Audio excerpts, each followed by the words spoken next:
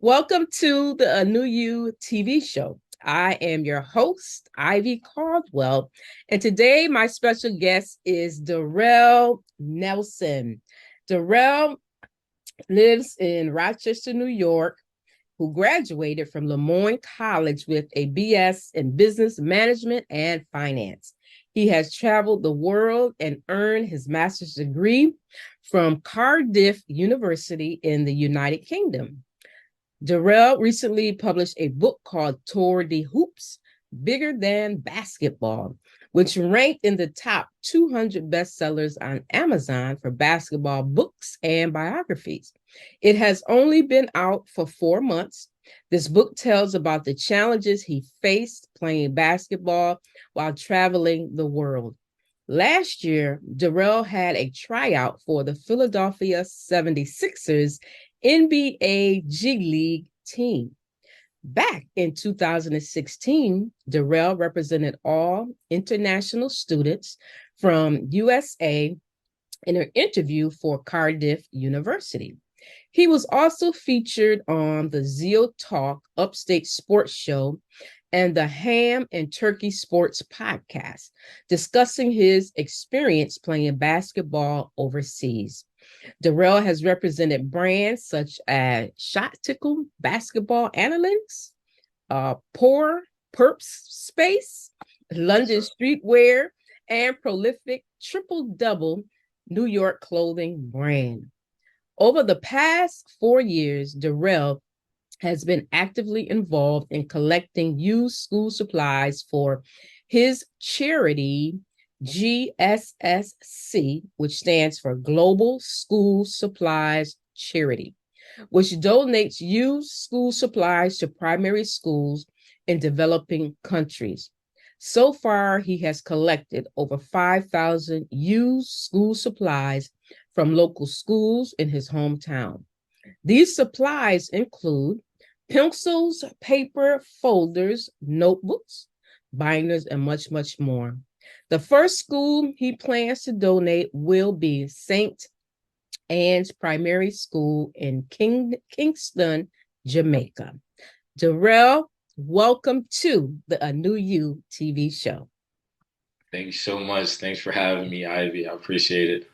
You are welcome, sir. You are most indeed welcome. I'm excited to have you here as well. Someone who's been traveling overseas to play basketball. I know that is a dream of so many young boys and girls, throughout the world, to play on those platforms, whether the professional basketball, with the NBA or even overseas. So I'm excited to have you as well to share my platform with you and to get your message out there.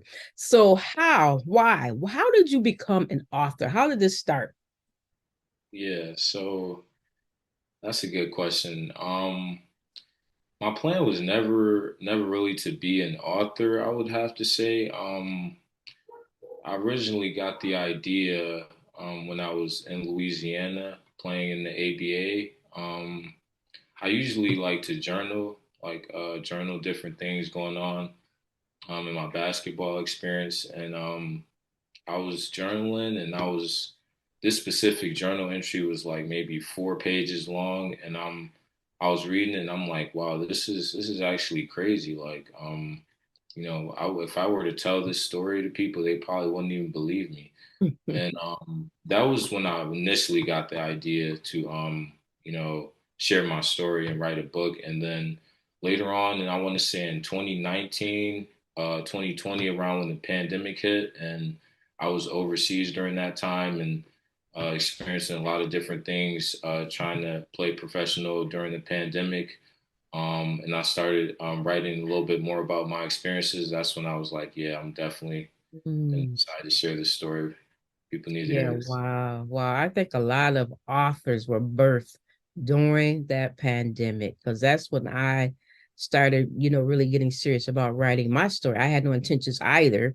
But God said, you're going to do this one first. So I'm like, okay. So I did my story first. So, but that pandemic, it was something else for people to experience. And I can't imagine for you where They stopped playing sports. You know, you had to wear those masks and keep getting tested to see if you had COVID. So that was something to go through and experience. Absolutely. Um, so I'm about to jump right on in your book here. So in your forward, I really couldn't get out of the forward. I mean, you had so much meat in forward. I mean, it's like, man, wow. But in your forward, Coach Jumping Joe Asbury said that what impressed him about you was that you had no fear of your opponent. Where do you think this comes from? Yeah. Um, that's right. Shout out Coach Jumpin' Joe Asbury. He's out in Germany right now coaching the young guys. I was just talking to him the other week. Mm, So shout out to him. Real good coach. I want to say what drove me to like not have fear for my opponents. I would have to say just, me growing up in the inner city, playing against different competition, being in that environment, you got to have a tough skin mm. playing in an environment like that. And, I felt like that really prepared me to, play at the next level. And, if I've experienced that, then I can use that experience, at the pro level. So. All right, all right. Excellent, excellent. So being in that inner city kind of toughened you up and gave you that thick skin to get ready for that next level. All right, all right. So in your book, you talked about when your mom put you on punishment. I'm telling you, your book had me laughing at some time with some of the stories you were telling. It was really good. But she put you on punishment and you couldn't go outside to the rec center. And although you couldn't go anywhere, but you were practicing and visualizing yourself playing in front of that big crowd. Can you talk about that? Yeah, yeah. Um, so like you said, my mom, if I got in trouble, whether my grades were bad or, something happened in school, that, okay, I can't go outside or I can't go to the rec center. So, I mean, this is a vivid memory that I have. I was probably only 8 or 9 years old, but I would just have my basketball in the driveway, just dribbling, working on moves. And if someone were to drive by, they'd probably be like, "What is this kid doing? There's no hoop out there. There's nobody even playing with them." But at that young age, I seen the bigger picture, and um, that's what really started my passion for the sport. I would have to say, you know. Wow, that's great. It's sort of like at a very young age, it was like that desire and that passion was there. And although your mom put you on punishment, it was like, that's not going to stop me, and you kept that ball in your hand practicing because you, like you said, I'm going somewhere with this. That's right. I'm like, wow. In spite of what you have experienced to get to your end goal, because you have gone through a lot of challenges trying to get there. You came into contact with some shady characters. What are some things that aspiring athletes should look out for? Yeah, that's a good question. Inspiring athletes, definitely if you want to play even before you get to the pro level, let's say you want to play high school or AAU, definitely you want to be surrounded by coaches who are pushing you, encouraging you to work on your game, and you can be one of the best players on the team or one of the worst players on the team, but you'll know if you have a good coach if he's pushing all of you guys the same amount. Mm, That's one thing that you want to look for. Things to watch out for is the coaches who will, give you the runaround regarding, is it playing time or how could you improve your game? If they're not really, trying to help you out, then those are things you want to, look out for. wow. Or like sometimes when you go out looking for that school or that program and they make you all these promises, but then when you get there, they don't fulfill the promises. That's right. Yeah. That's right. Yeah. That happens a lot once you get to the college level, NCAA. They'll tell you one thing to get you out the school, then as soon as you get there, there's a change of plans. Oh, we got a new player who came in, and if you ever do get in a situation like that, you don't want to let that discourage you. You want to continue to be the best player that you can be, and work your way into the rotation as best as you can. Yeah. Wow. So if you are in that situation, should you like pout about it?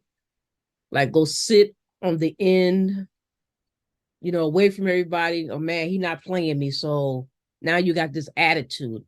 Or, be the big man. Keep doing what you're supposed to be doing. Be consistent with it. Yeah.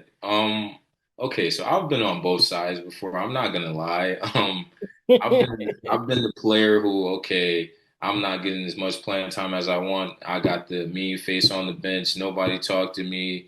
And it didn't now that I'm older and I've been playing for a while, I know that it doesn't necessarily benefit you or the team by you doing that. So my advice would be to, if that does happen to you, like I said, just try to keep a positive mental mind state, and if you're not getting in as much as you would like, cheer your teammates on, and when the time is right, pull the coach to the side and say, hey, what do you need me to do? What do I need to do to get better? But Mhm. in terms of pouting and being mad, it never works out in your favor from my Right, experience. Yeah. right. They're gonna keep you on the bench. Right. You might not even be on the team the next week. Uh-oh. All right. Can you tell us what it is like to be the underdog? Phew. So, what's it like to be the underdog? Like I said, I feel like for majority of my career, I was the underdog. Hmm. High school, all the way through college, up until I got to grad school, I was pretty much the underdog. And it can be a very challenging experience, especially if you love to play the game. If you love Yeah. to play the game, it can be a challenging experience. I've had my sad times when after the game, I'm frustrated at home. Why is this happening to me? Mm. Or I show up to every practice on time. I'm working my hardest. How come I'm not, getting as much playing time or whatever the case may be? It's a challenging experience, but the thing that helped me being the underdog was always, keeping that chip on my shoulder. So Mm. so for instance, when I was playing for the Razor Sharks, I would show up to practice early, Mhm. before everybody, get some shots up. Um, I would stay after practice for an hour working out, and Mhm. just keeping that chip on your shoulder because no one believes in you. That's going to allow you to like eclipse the competition, and that's really a secret, hidden gem about being an underdog because players who get everything handed to them, Mhm. eventually they stop working as hard, and Mm. yeah, because they feel like, okay, I already know I'm in the starting lineup. The coach Yeah. loves me, and then you got your underdog putting in the extra hours. That's how they eventually end up taking their spot. So Wow. Wow. That's good to know. Wow. Um, can you tell us about how it felt to see LeBron James? that was an amazing experience. So for those of you who haven't read the book, I don't want to give too much away, but I did see LeBron. There it is. Hit the There. book. Um, so chapter one, I tell about experience where I seen LeBron James playing high school. He was playing for the Irish team out in Ohio, where he's from. It was an amazing experience. I was originally there to see my older brother play. Obviously, this was a tournament in New Jersey, and once my brother's team finished playing, we're in the gym arena, and the arena just started getting crowded. So I'm a little kid. I'm around 9 years old at the time, and I'm looking around trying to figure out, why is the gym getting crowded? Um, News reporters are coming in, and I'm like, what's going on right now? And lo and behold, LeBron James shows up. He's only 18 years old. I had no idea who he was at the time too, which was even more crazy. So he plays the game. He drops 50 points. He just does Wow. just amazing, amazing things, and I never forgot that day. Wow. 18 and he's dropping 50. Wow. He just came and took over, right? You know that phrase, "grown man playing with boys." That's what it looked like. Wow. Jeez. All right. So now, when you were on the Youth for Christ basketball team, did you memorize your scriptures? Oh yeah, oh yeah. I did. Those scriptures, they were like maybe a sentence or two long, so they weren't that long.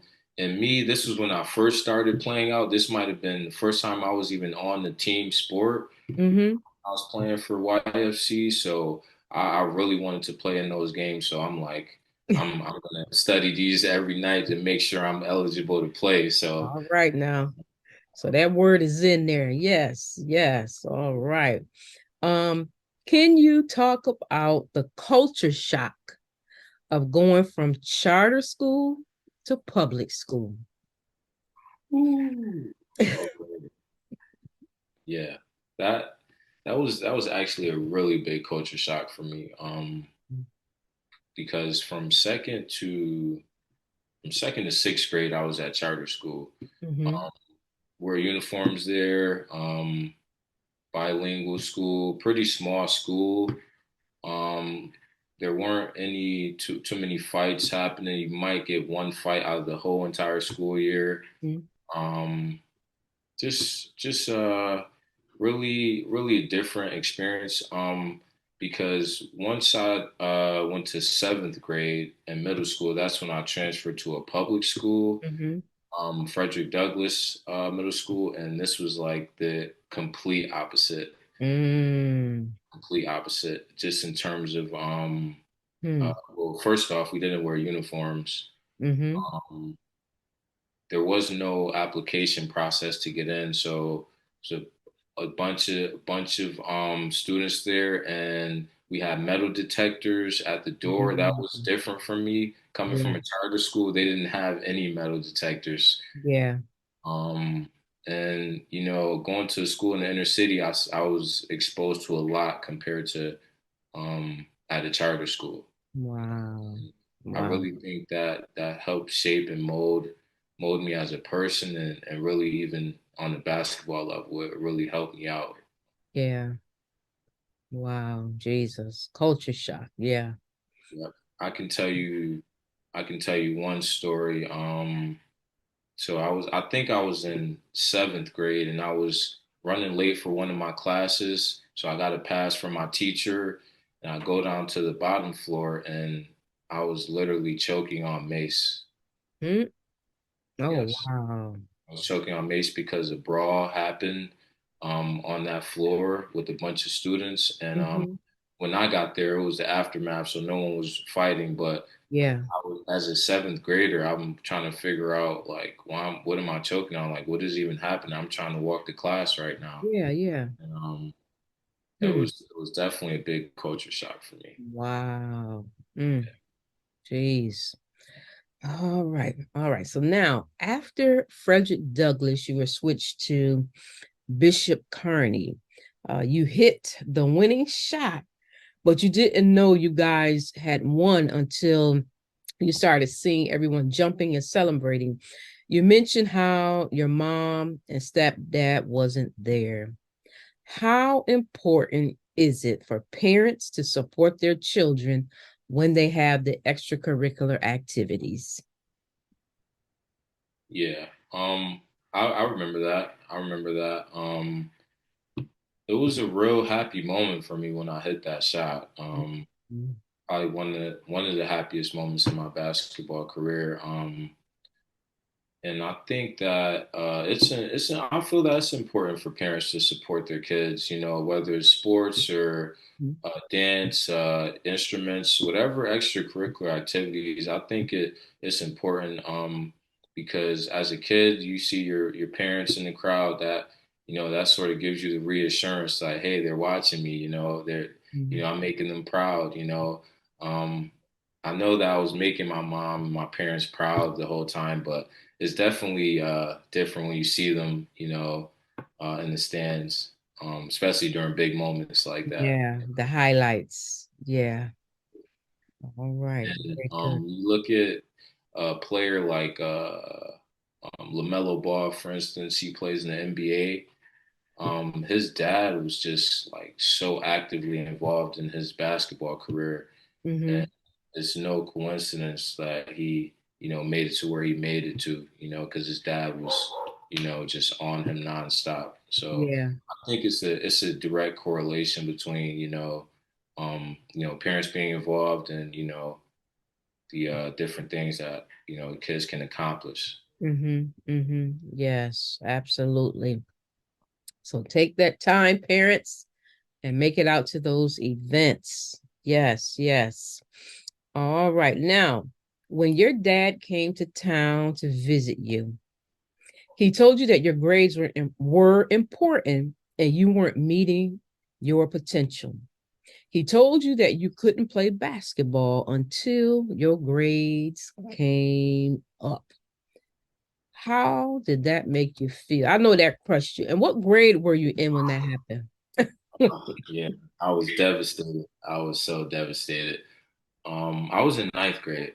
Okay. Uh, happened. So I just had transferred to Bishop Kearney, and I was playing for the freshman team when that happened. Mm, Yeah, I was devastated. I remember like it was yesterday. I had to put my jersey in a plastic bag and bring it to the coach, and yeah, I was devastated. And my dad he has high expectations because I wasn't failing in any classes at the time. I didn't have mhm. any Fs.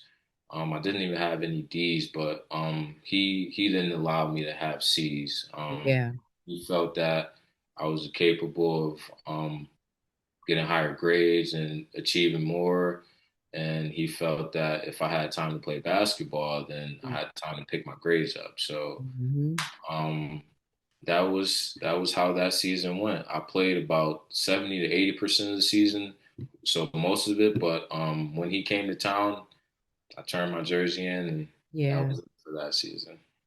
All right. Good for you, Dad. Yeah, shout out to Pops. Shout out to Pops. Right.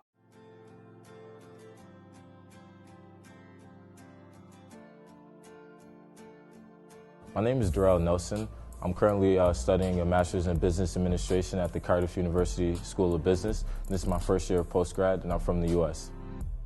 About a year ago, when I was first applying to graduate schools, I never really heard about Cardiff until I was introduced to it by a company called Team Glees. And pretty much what Team Glees does is they introduce students who want to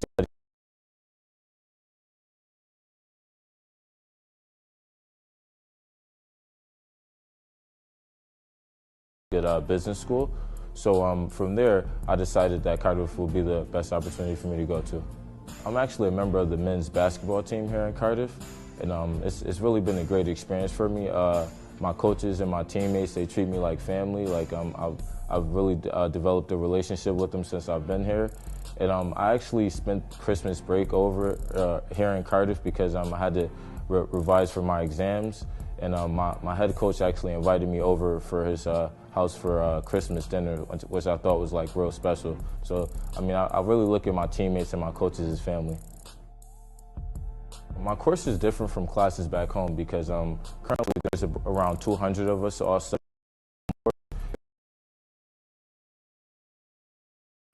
5 students who are from the UK, so this is a really cultural experience for me. At my previous school in the US, there was only about 50 students studying in my whole course, and most of them were from the New York State area where I'm from. So it's definitely a big change, and also the MBA course here at Cardiff moves really fast because it's a 1-year program instead of 2. So it's definitely a challenging experience, but I'm enjoying it.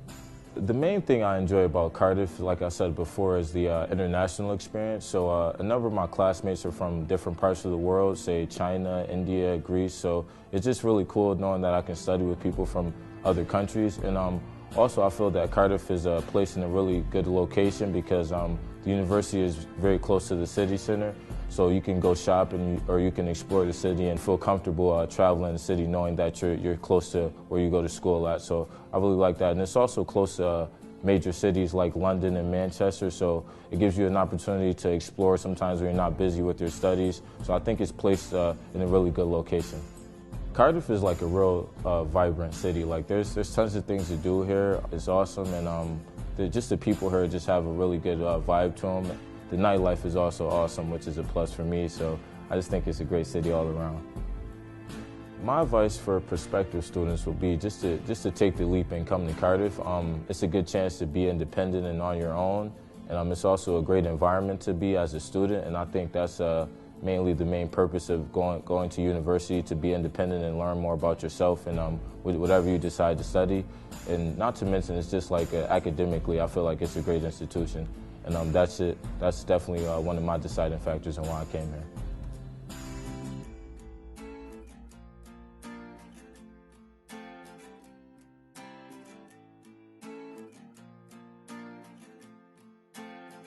All right. Now, when your dad came to town to visit you, he told you that your grades were important and you weren't meeting your potential. He told you that you couldn't play basketball until your grades came up. How did that make you feel? I know that crushed you. And what grade were you in when that happened? Yeah, I was devastated. I was so devastated. I was in ninth grade. Okay. Happened. So I just had transferred to Bishop Kearney, and I was playing for the freshman team when that happened. Mm, Yeah, I was devastated. I remember like it was yesterday. I had to put my jersey in a plastic bag and bring it to the coach, and yeah, I was devastated. And my dad he has high expectations because I wasn't failing in any classes at the time. I didn't have mhm. any Fs. I didn't even have any D's, but he didn't allow me to have C's. Yeah. He felt that I was capable of getting higher grades and achieving more. And he felt that if I had time to play basketball, then I had time to pick my grades up. So Mhm. um, that was how that season went. I played about 70 to 80% of the season, so most of it. But when he came to town, I turned my jersey in, and that Yeah. was it for that season. All right. Good for you, Dad. Yeah, shout out to Pops. Shout out to Pops. Right, right. All He right. definitely seen the big picture. So, Yeah. as a kid, you never look at it like that. But Yep. sometimes you got to understand your parents see that looking at the big picture. Yes, yes. He definitely saw more in you and he pushed you to get those grades up. And you did that because you wanted to play that basketball. Absolutely. Yes. For your sophomore year, there was a funny thing that happened, but it wasn't a funny thing. Can you tell us about that? Something about the Mohawk? Sophomore year of high school.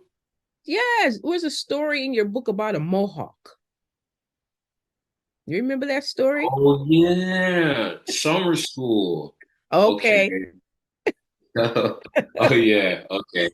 Right. So this specific summer before my sophomore year of high school, I had to go to summer school. First time ever. It was I think it was for earth science or one of those classes, but had to go to summer school. Wasn't happy about it, but you got to do what you got to do. And it was the first week of summer school, I believe it was, and a fight broke out like right when summer school ended, and kids are running upstairs. Everyone's running upstairs trying to figure out what's going on. I ran upstairs with everyone. we went into the classroom where the fight was happening. I seen kids literally, someone pulled out a tripod. It was actual mayhem. Wow. It was mayhem going on, and it's so quickly like everything. The principal, the school security officers, everybody got up there like a minute after I made it in the room. They closed the doors and they said, whoever's in this room and that's not supposed to be in this room is getting expelled from summer school. Mm, And wow. obviously, I wasn't supposed to be, in that room. Mhm. So let me bring in the Mohawk so the audience knows where the Mohawk comes from. Because I didn't start summer school with a Mohawk. I started with I think breast cut or something like that. But when they brought me into the office to call my parents and to call my mom and let her know that I was expelled from summer school, excuse me. So what I did was I gave them a fake number and a different name because I didn't want to get kicked out of summer school. I knew my mom was going to be mad. So that was the first thing that came to my mind. Maybe if I give them a fake name, they won't know who I am. And this is where the Mohawk came into play. I changed my identity so they wouldn't recognize me the next day. And long story short, I don't want to give what happens away in the book, but it didn't work out. Didn't work All out. right. It didn't work out. Get the book. Get the book. Tore the hoops. Derrell Nelson. All right. Derrell Nelson. Get the book. All right. After you finished high school, so there were no scholarships pouring in. So, and you ended up going to Lemoyne College. How was that for you? Yeah, so I went to Lemoyne. It's a Division II school in upstate New York for people who are not familiar with it. It's about, I want to say, 15 minutes away from Syracuse University. Mhm. Yeah, so it's not too far from there. I went there on I got an academic scholarship, but no athletic scholarship. So so my plan was, okay, it's Division II. It's not even D1.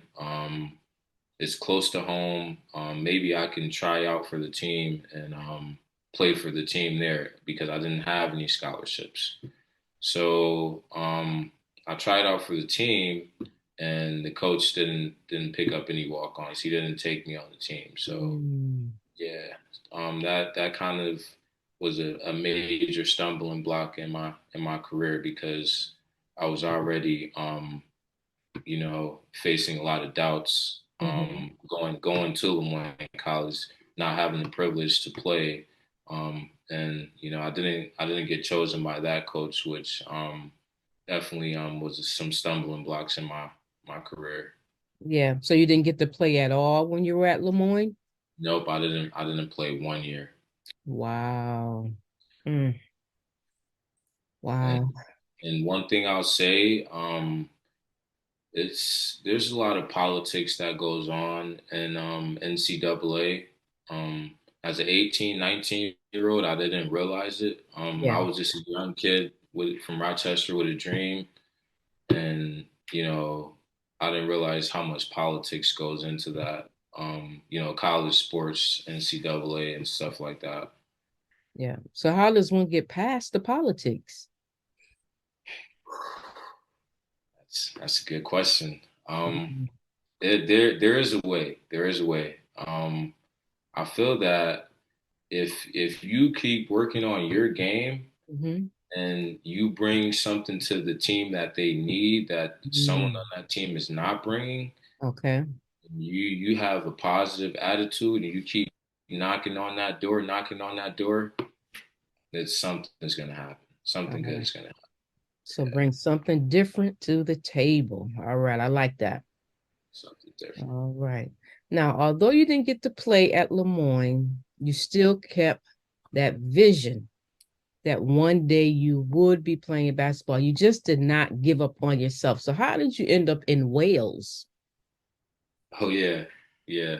Um, that's another funny story.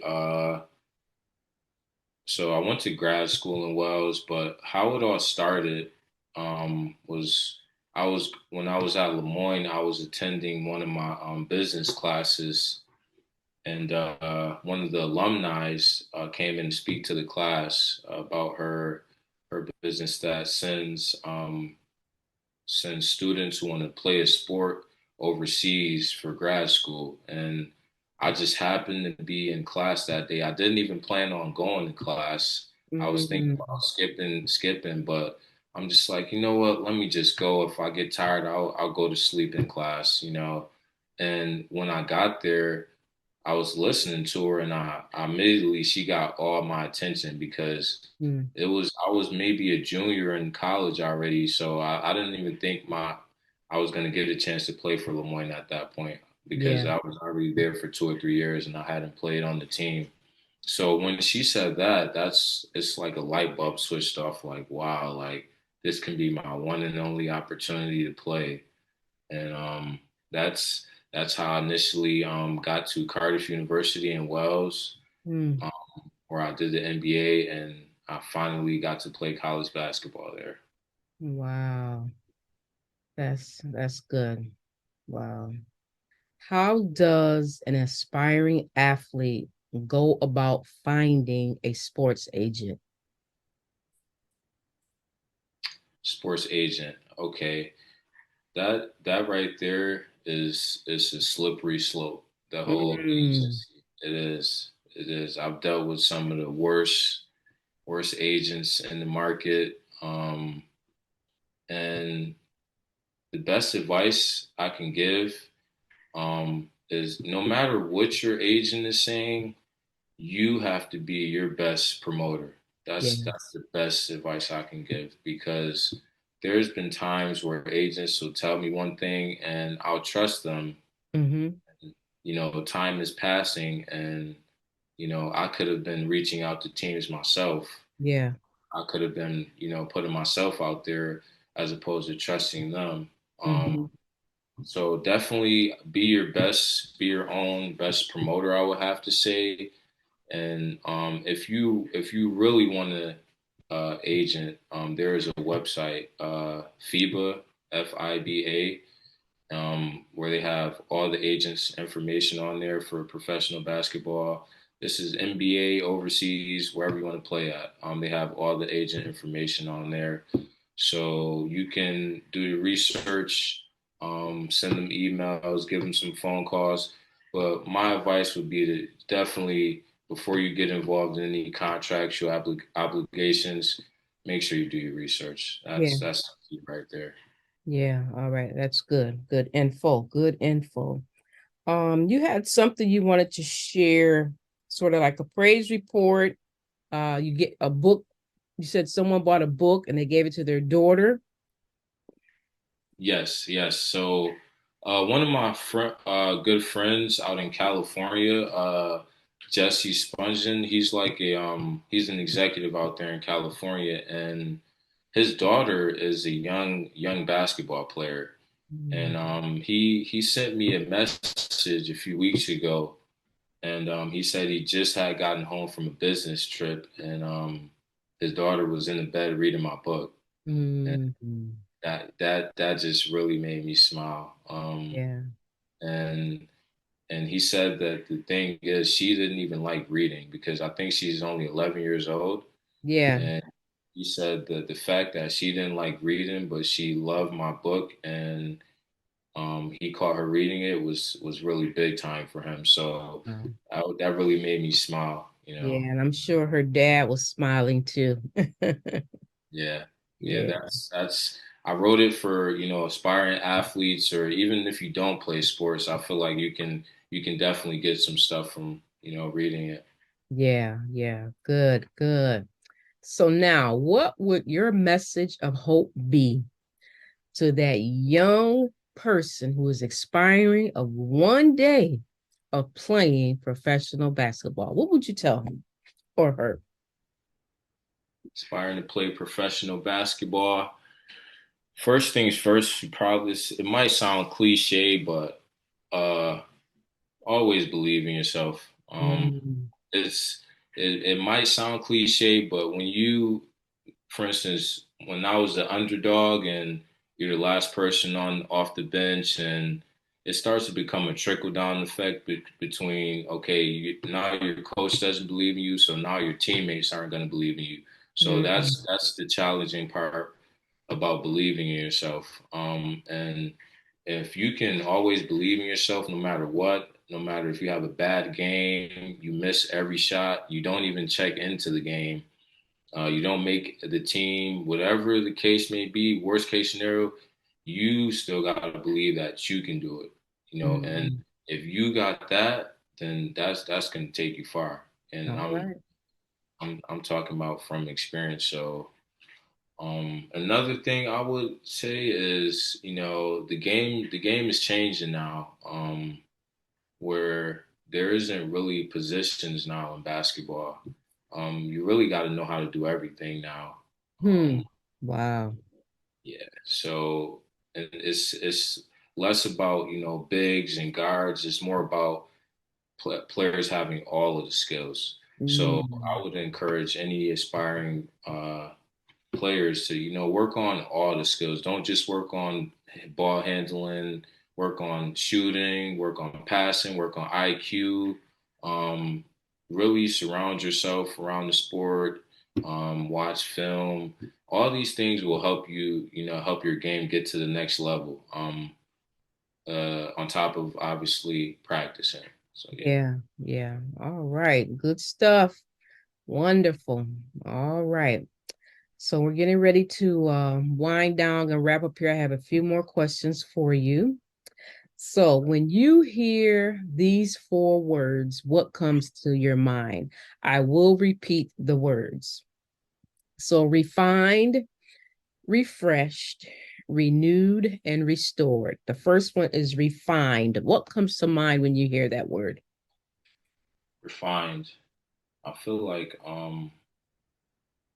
refined is like you're making a change, but you're still the same person, but you're making a change in terms of like you're making things sharper in a sense, I would Mm, have to say.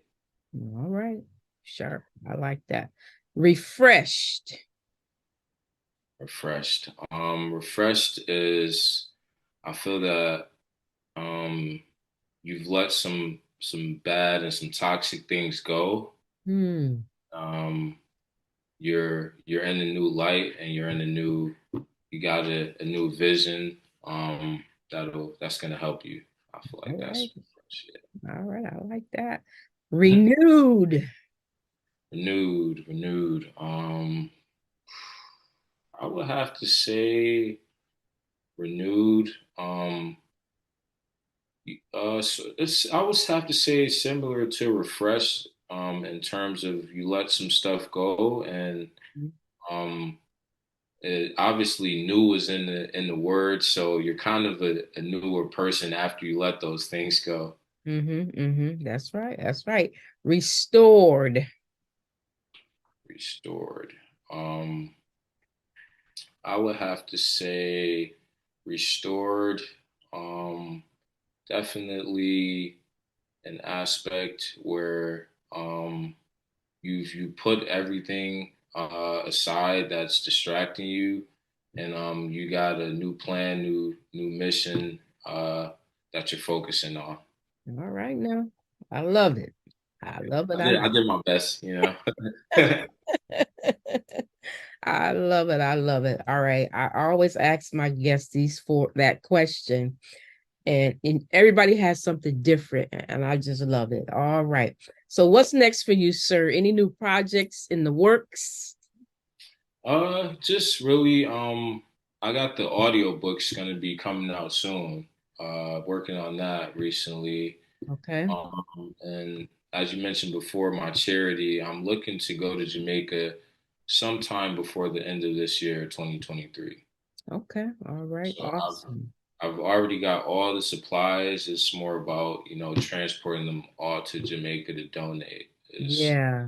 where I'm at. Yeah. So you got to get them all boxed up and ready to go. Wow. Exactly. Exactly. That's awesome. So do you have family? over there? Yeah, so my mom's dad was born and raised in Jamaica, Okay. and he actually passed away before I got to meet him. So Mm, that's where my roots are, and that sort of, kind of inspired me to, give back to yeah. that community. And yeah. Hey, man, that's good. Awesome. Awesome. And All then I right. got a wedding to go to. My best friend from college, she's getting married next month. Mm-hmm. So I'm getting ready for that. He actually did the cover to this book. All So right. shout out to him. Shout out to Aaron. Here in Rochester or He's in Atlanta. He's okay. in Atlanta. So getting prepared for that. So shout out to him. Congratulations on that. Mm, And I did want to say too, if you look at the book, the numbers on the demons in the back, I guess they have mhm. 585. Uh-huh. The area code, That's right. That's right. So Rochester. that's right. If you're not familiar with the city, then that's a little exclusive side note right there. All right, 585. All right. See, I didn't even see that. I got it now. That's right. All right, all right. How can the audience get in touch with you if they need to? Yeah, so I'm on social media. My Instagram is Tour de Hoops. So same like the book, TourDehoops. Facebook, you can contact me or get in contact.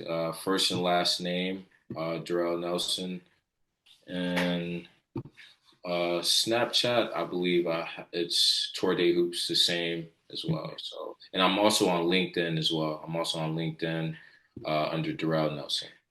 Okay, so if you want to get a copy of his book, you can DM him one of his social media sites. Darrell, I have enjoyed interviewing you on today and learning even more about you and your journey to your dream. Um, and I just thank God for your life. I thank you for what you're going to be doing to encourage, inspire other young people not to give up on their dream. No, Ivy, I appreciate it. Thanks so much for having me. I really enjoyed this. You are welcome. You are indeed welcome. And to my guests, always remember you can become a new you, but you must do the work. Until next time, bye bye.